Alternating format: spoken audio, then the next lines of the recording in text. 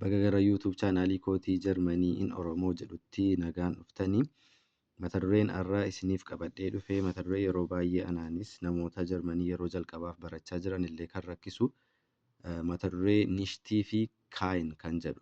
Lamaan isaaniiyyuu wal fakkaatu, yeroo baay'ee fayyadamni isaaniillee fi galumsi isaaniillee adda addadha. Afaan Jarmanii keessatti nishtii fi kaayinii kan nuun fayyadamnu jechoota yookaan himoota sobsiisuudhaaf yookaan haalessuudhaafidha kan nuun fayyadamnu. Akkuma nuun afaan Oromoo keessatti hin, lakki, miti kan nuun jennu hiikota kana waliin wal fakkaata. Kanaafuu tokko tokkoon ilaalla. Nishti kan jedhu kun kan nuun fayyadamnu veerbii, adjektiivii fi adveerbii keessattidha kan nuun fayyadamnu.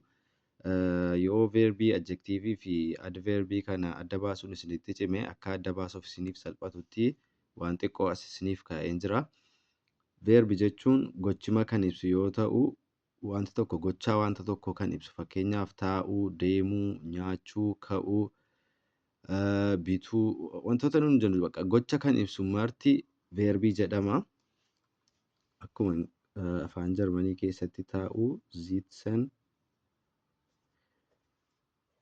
gehen, nyaachuu, essen.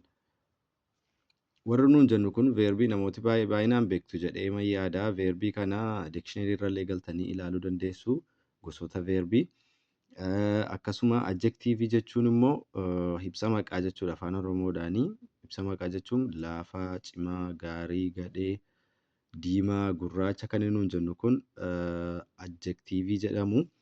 Adveerbii jechuun immoo xumubsii jechuudha. Xumubsii jechuun yeroo fi bakka ibsuudhaaf kanneen akka har'a, boor, as, achi wanni nuun jennu kun adjektiivii ta'uu jechuudha. Kana erga akkasitti dubbannee booda tokko tokkoon ilaalaa jechuudha. Akkamitti nishtii veerbii keessatti fayyadamna, nishtii adjektiivii keessatti, nishtii adveerbii keessatti akkamitti fayyadamna. Himi sun veerbii qaba taanaan yoomiyyuu nishtiidha kan nuun fayyadamnu. Adjektiivii qaba taanaan nishtiidha. Adveerbii qaba taanaan nishtiidha kan nuun fayyadamnu.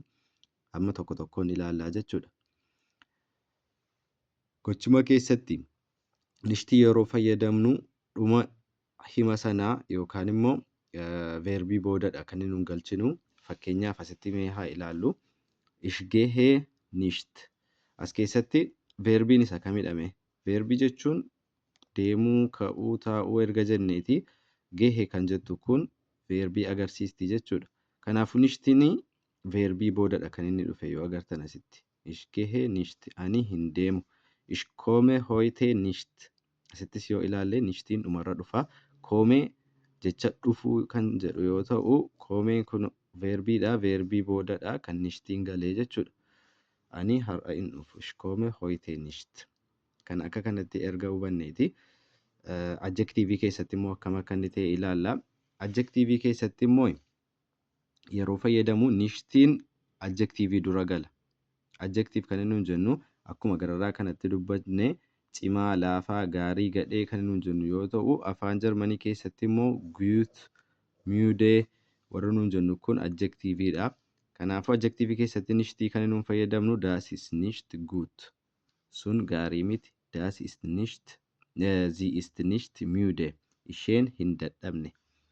Asitti yoo ilaaltan miudeen kun adjektiiviidha, guutiin kun adjektiiviidha, nishtiin garuu fuuldura dhufe jechuudha.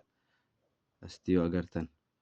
Kanaafuu yeroo hunda adjektiivii fuuldura gara adjektiivii keessatti yeroo nishtii fayyadamnu.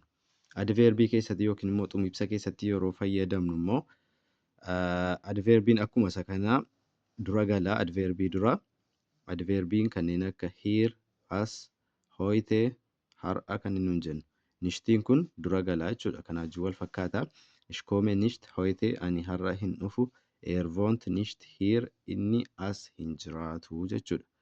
Kanaafuu nishtii akka kanatti adda baasuu erga dandeenyeeti. Kan kaayin immoo akkamitti akka adda baasuu dandeenyu viidiyoo biraadhaan isinii hojjedha. Fakkeenya kanaaf illee gaaffii kan ta'u dhumarratti iskiriinshuutii isiniifan ka'aa. Ilaalaa ofii keessaniiti dalaguu yaalaa. Mata duree biraadhaan walitti deebinaa. Nagaatti.